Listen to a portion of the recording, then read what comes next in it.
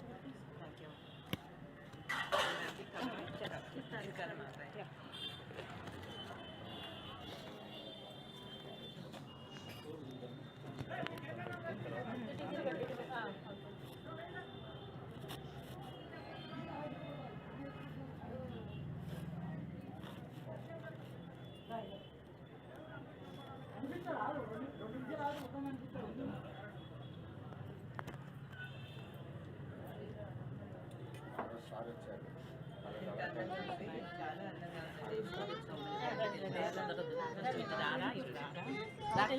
Please అమ్మా కొంచెం బయటకు వచ్చాక తల్లి ప్లీజ్ ప్రాబ్లం లేదు దిగుతారు బయటకు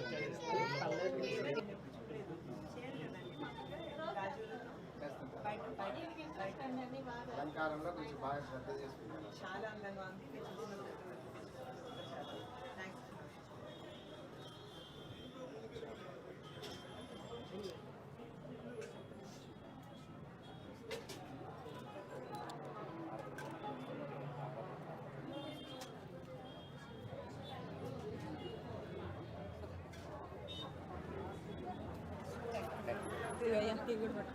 మీకు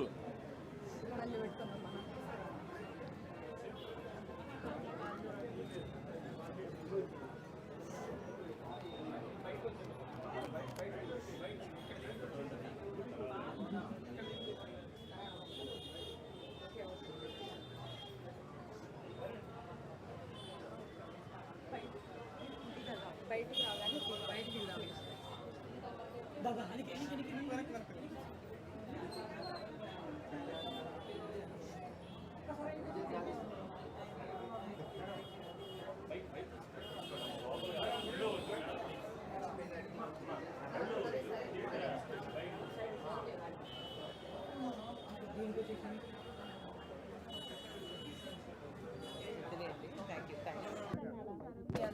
తీసుకుంటా అన్నారు. తర్వాత తీసుకుంటా అన్నారు. అక్కడికి వెళ్ళాక ఇస్తాం.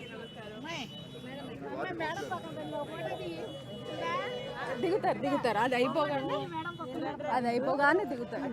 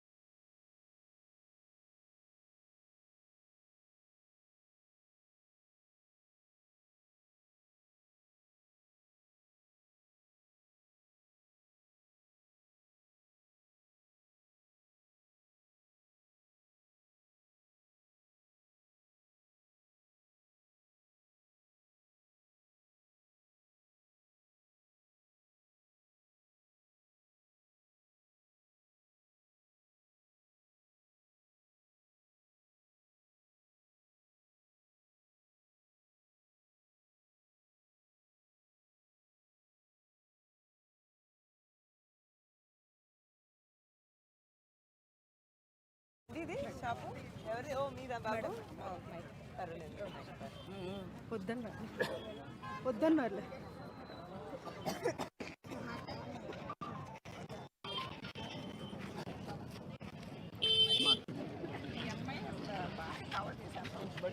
సార్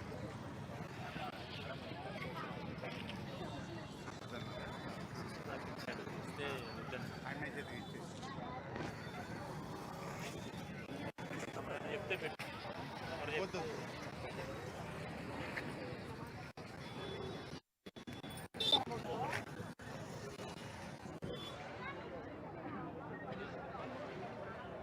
దినేష్ బ్రో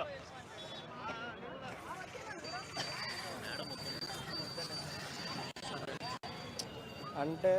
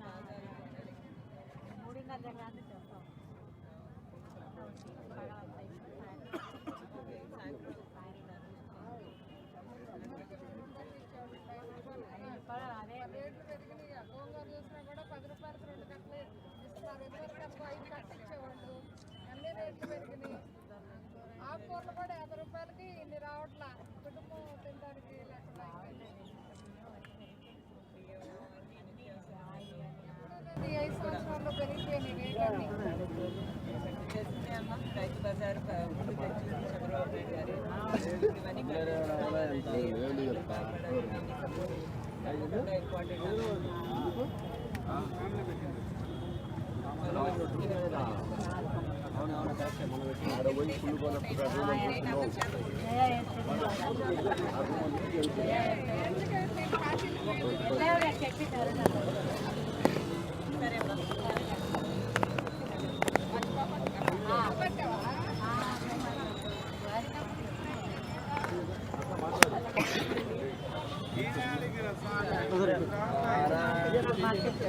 చంద్రబాబు నాయుడు గారు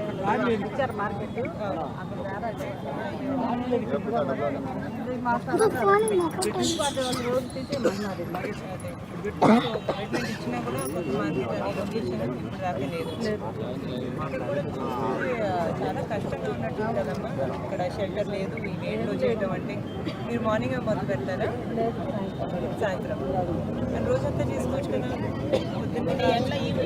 అంటే ఏంటి వల్ల ఆయనకి మన ప్లేస్ ఇది ప్లేస్ మంది కాదు మేడం, అసలు పెట్టనివ్వరు ఎవరు. పెట్టాలన్నా కూడా కష్టం. ఏదో బతకటాను కానీ పెట్టుకుంటున్నారు అంతే. ఇప్పుడు బాగా కొంటున్నారా? ఈ ధరలు పెరిగిపోయాయి కదా, లేకపోతే తగ్గించేసారా? మామూలుగా ఉన్నాయి. మామూలుగా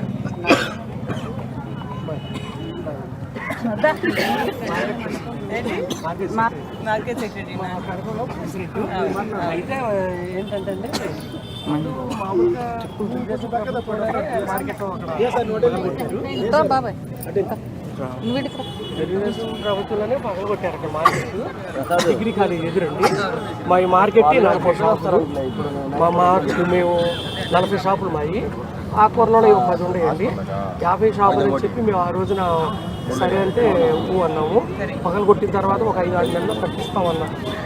సరే అని మేము కూడా ముందుకు వచ్చి సరే అని మున్సిపాలిటీ వారికి కూడా దగ్గరుండి చెప్పాల్సింది చెప్పాము.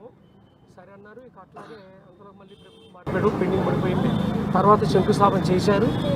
ఫౌండేషన్ కూడా ఇంత మాత్రం కట్టారు. మళ్ళీ ఈ మధ్య 5-6 నెలల నాడు అది కూడా పీకేశారు. ఇంకా మాకు చాలా ఇబ్బందిగా ఉంది. 5 సంవత్సరాలు అసలు మేము ఇప్పుడు వచ్చి నిన్న ఫిబ్రవరి 19వ తారీఖుకి మార్కెట్ ఖాళీ చేసి 6 సంవత్సరాలండి. ఇదిగో కడతాం అదిగో కడతాం అన్నారు. నెలలో కడతామన్నారు. ఫిబ్రవరి 18వ తారీఖు ఖాళీ చేసాం. 6 సంవత్సరాలు అసలు ఎవరు ఏమీ చెప్పలేదు. అట్లా మేము ఇక్కడ రాజగృహం రోడ్లో ఈ రోడ్లో అప్పుడు మా మార్కెట్ తరఫు నుంచే మా సొంత డబ్బులతో సెట్లు వేసుకున్నాం. ప్లేస్ అక్కడ వేసుకోండి అని చెప్పారు, వేసుకున్నాం. మాకు 40 షాపులండి.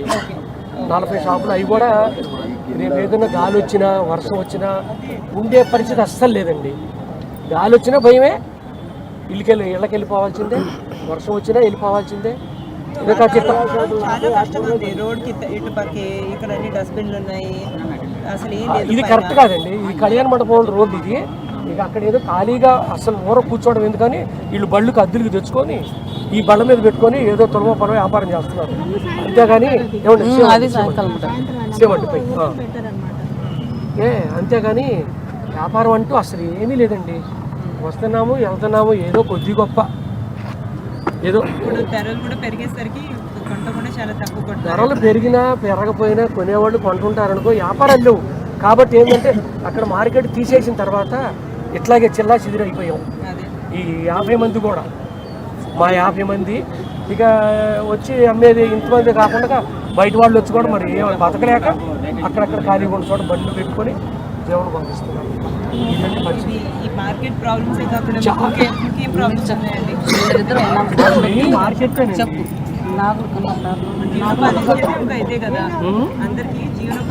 అవును మరి ఇదే కదా.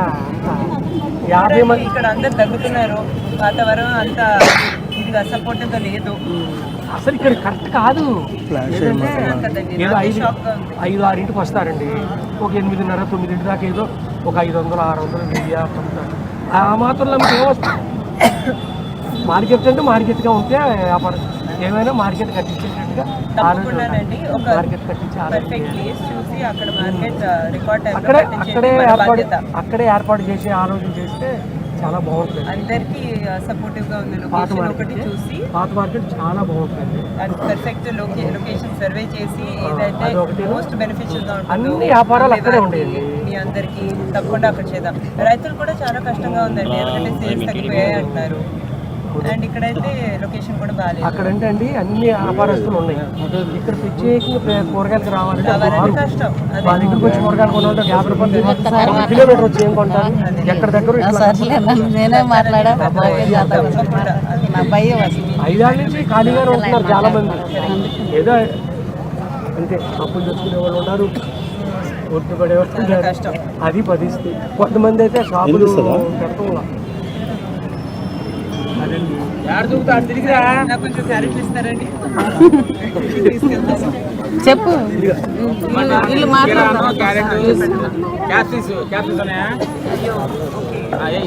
అసలు ఏం కనిపించదు.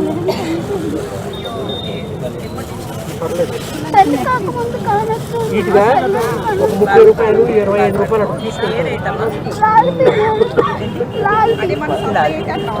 అట్లా తీసుకుంటారు.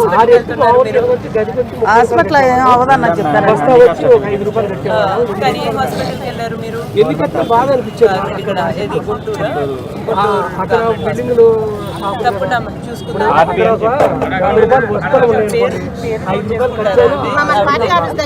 ఇవాళ 5 రూపాయలు కాదు, 1 రూపాయి ఖర్చు పెట్టి లెక్కలోకి వస్తుంది. అక్కడంటే 100 రూపాయలు ఆగే 5 పోతే ఏం చేయరు. ఇంకా అబ్బాయి ఏం చేయలేడు మేడం. బిజినెస్ ఉంటుంది. అది సమస్య కాదు. ఇక్కడే ఉందండి 100 రూపాయలు అంటే కూడా ఏమొస్తుంది?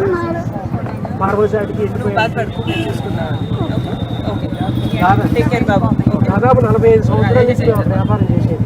ఇవాళ నిన్న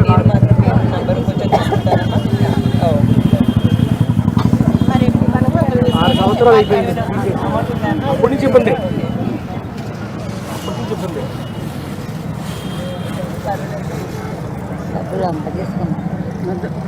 ఎంతమంది ఫోన్ పే వాడుతున్నారమ్మా? చాలా మంది ఇది వాడతారా? పేటిఎం వాడుతున్నారా? పర్వాలేదు. ఎందుకు ఇంకా మా అబ్బాయి ఈ అబ్బాయి మా అబ్బాయి కష్టపడుతున్నారు. పర్వాలేదు పర్వాలేదు పర్వాలేదు. ఈ అబ్బాయికి సాయం మాత్రం చేయండి. తప్పకుండా మీరు చూసుకోండి. ఓకే, మీ అడ్రస్ మీ ఫోన్ నంబర్ ఉన్న చోటే మార్కెట్ కట్టించేటట్టు చూడాలి. ఒక్క చోట మంచి స్థలం. డిగ్రీ కాలేజీ దగ్గర మార్కెట్. నేను తప్పకుండా రికమెండ్ చేస్తాను. కానీ పర్ఫెక్ట్ స్థలం ఎక్కడ ఉందో మీకు తెలిసిందే. చంద్రబాబు నాయుడు గారు రైతు బజార్ని అందరికన్నా ముందు తీసుకొచ్చారు. మా మార్కెట్ రైతులకి చాలా 90% సహకారమైన లొకేషన్ చూసి తప్పకుండా డెవలప్ చేసి మార్కెట్ లో వాళ్ళు ఉండాలంటారు. మనకి 400 దాదాపు బతుకుతారు. 400 నుంచి 450 90% మంత్లీ ఎక్కువ. Thank you Babu, thank you. అందరూ బాగుపడాలంటే, రాష్ట్రం బాగుపడాలంటే, మన భవిష్యత్తు తరాలు బాగుపడాలంటే తప్పకుండా మీ సపోర్ట్ ఈసారి ముఖ్యం. దగ్గర 450 మనుషులు మొత్తం. Thank you Babu, thank you. తప్పకుండా మన మార్కెట్ డెవలప్ అయ్యేదాన్ని చూస్తాము. Thank you.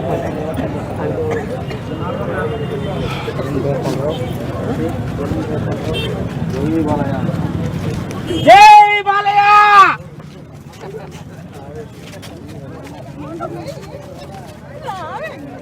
జై జై బాలయ్య.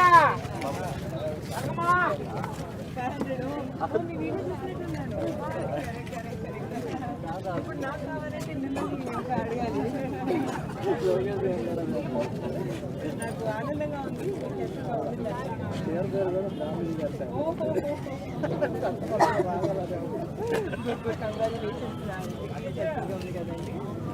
ఎంకరేజ్ చేయండి.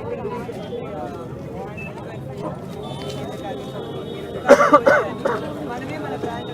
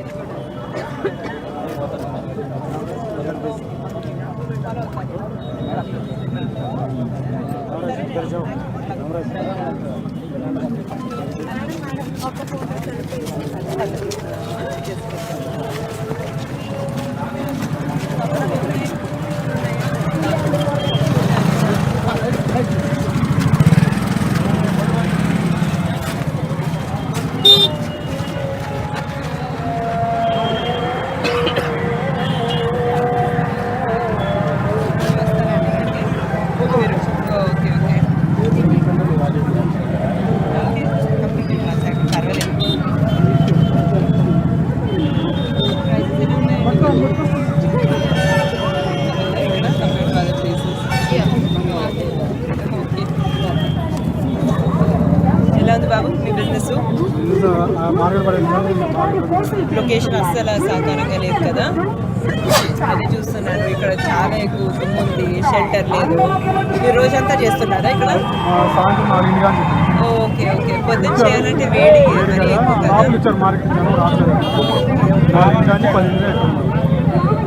ఇక్కడ బాగా కష్టంగా ఉంది.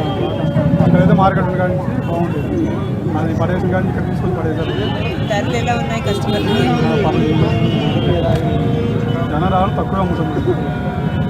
అది లొకేషన్ వల్ల, కమిట్మెంట్ ఇచ్చిన లొకేషన్ ఇంకా పనులు జరగలేదు. తప్పకుండా బాబు, మీకు తెలుసు కదా చంద్రబాబు నాయుడు గారే రైతు బజార్ అనేది రైతుల మీద ఎంత ఫోకస్ పెట్టింది. సో తప్పకుండా మీకు మంచిగా జరుగుతుంది. మీకు తప్పకుండా సపోర్ట్ చేయాలి మన రాష్ట్రం కోసం, మనందరి భవిష్యత్తు కోసం. ఓకే, సరే బాబు, నమస్కారం.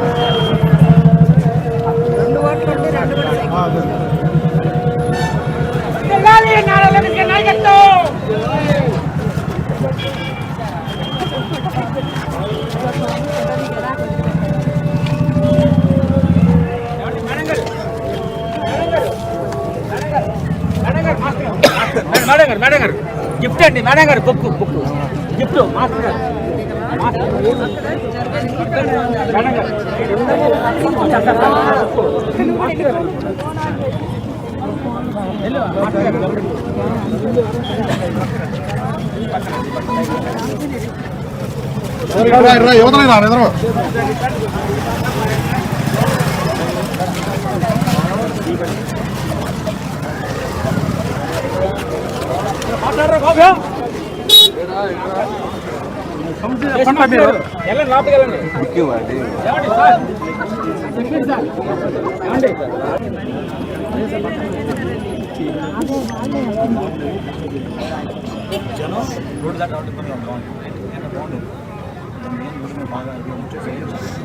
ఫ్రెష్ కూరగాయలు కూడా దుమ్ములో అమ్మటం.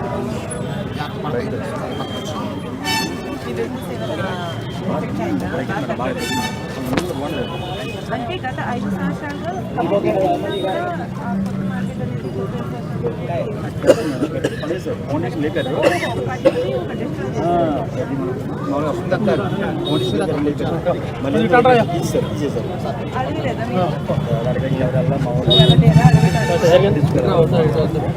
ఇక లోన్ ఉంటే మరి బాగా కష్టమైపోయింది.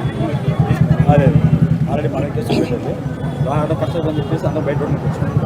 ఆడ కేజీ అమ్మ బాగా బతకడం కష్టమైంది లోపలికి, ఇక అందరూ రోడ్డు మీద వచ్చారు. తప్పకుండా ఒక మంచి లొకేషన్ దాన్ని బాగా డెవలప్ చేసి, ఇంతకుముందు కూడా రైతు బజార్ని డెవలప్ చేస్తే చంద్రబాబు నాయుడు గారే. తప్పకుండా మంచి రైతు బజార్ ఇప్పుడు బాధపడకండి. ఒక నెల ఓకే.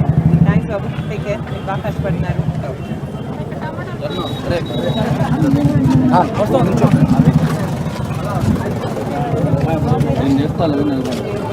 కెమెరామ్యాన్ ఫోటో తీస్తాడు శుభ్రంగా, ఎందుకు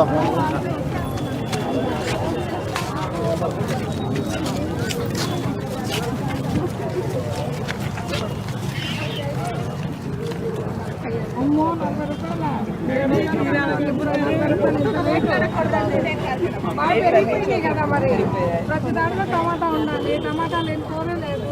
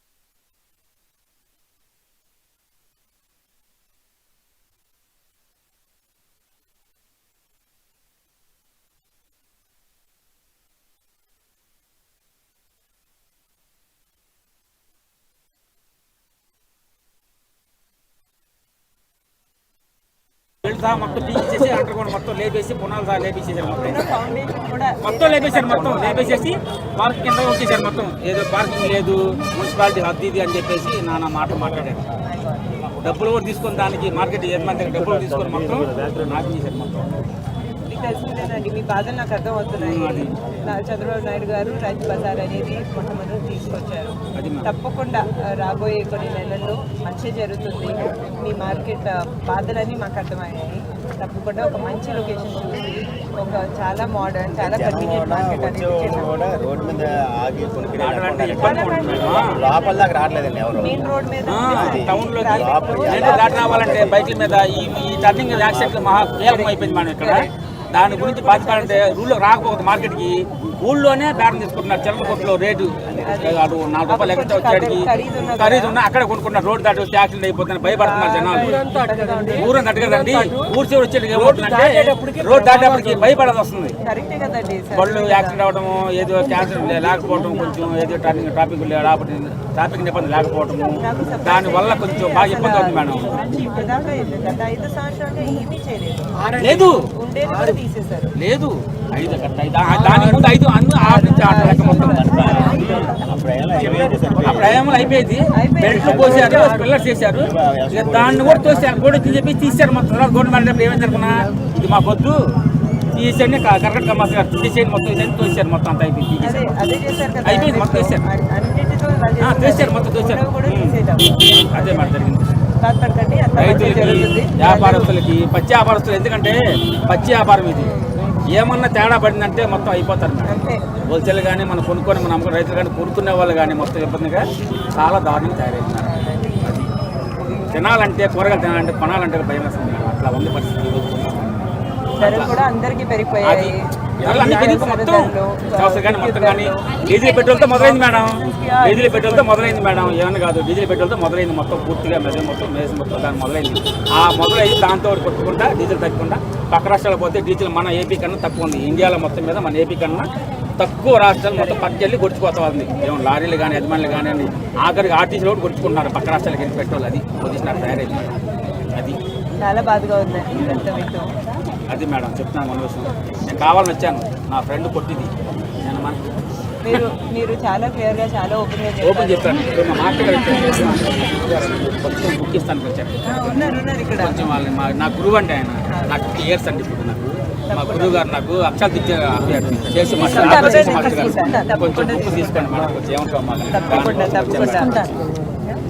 మా గురువు గారు అంటే అంత బాగానే జరుగుతుంది. ఈ మార్కెట్ లొకేషన్ గురించి తప్పకుండా ప్లాన్ చేయండి మేడం. అదే కాకుండా మీ అందరి సపోర్ట్ చాలా ముఖ్యం. చుట్టూ ఉండే వాడిని కూడా మీరు ఎంకరేజ్ చేయాలి. కరెక్ట్గా ఆలోచించి కరెక్ట్గా ఉపయోగించి మనందరి భవిష్యత్తు కోసం, మన పిల్లల భవిష్యత్తు మనకి 2 సింబల్ అయ్యాయి మేడం. చెప్పేది 2 సింబల్ అయ్యాయి మనకి. డాక్టర్ గారు ఒకటి, మా టికెట్ బాబు గారు ఒకటి. థ్యాంక్ యూ బాబు. పెద్ద కరోనా ಸ್ವಲ್ಪ అవగాహన